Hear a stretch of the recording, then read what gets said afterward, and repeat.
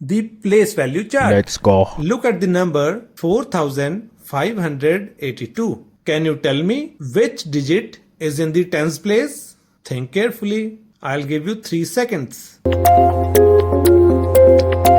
The answer is 8. But how did we know that? Let's learn the secret. What is a place value chart? Imagine a school.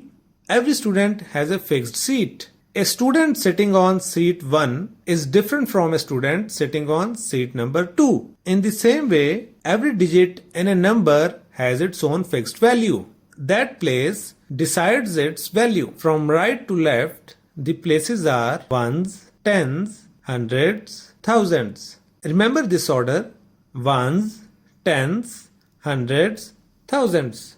Say it with me: ones, tens, hundreds, thousands. Excellent. Example. Now, let's place the number 4582 in the chart.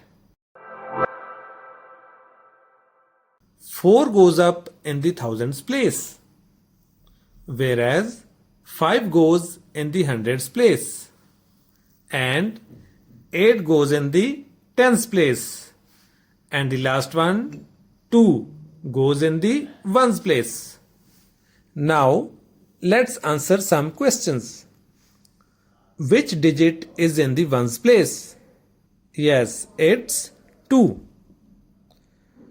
The next one, which digit is in the hundreds place? Yes, it's 5. The next one, which digit is in the thousands place? Yes, it's 4. And that's a great job. Let's try another number, 7364. Can you tell me which digit is in the tens place? Think. Yes, the answer is 6. Now, which digit is in the hundreds place? Yes, it's 3. Now, the last one, which digit is in the ones place? Yes, it's 4. Yes, it's 4. And that's excellent. Many children make one common mistake.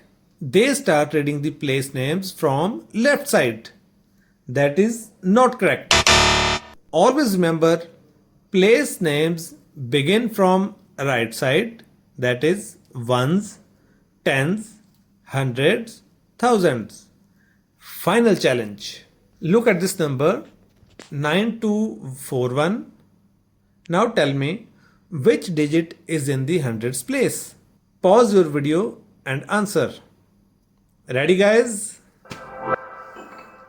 Yes, the answer here is 2. If you got it right, give yourself a big clap. In our next lesson, we will learn something even more interesting: face value and place value.